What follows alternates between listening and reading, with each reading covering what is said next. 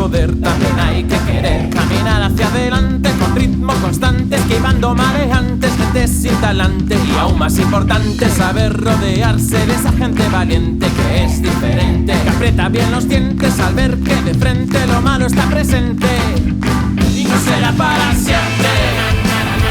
Y al final todo va a ir bien. Todo va a ir bien. Todo va a ir bien. Golpe tras golpe te caes, piensas que no tienes suerte, que no eres más fuerte, y descubres a la gente que miente. Y entonces lo más inteligente es salir de esa corriente.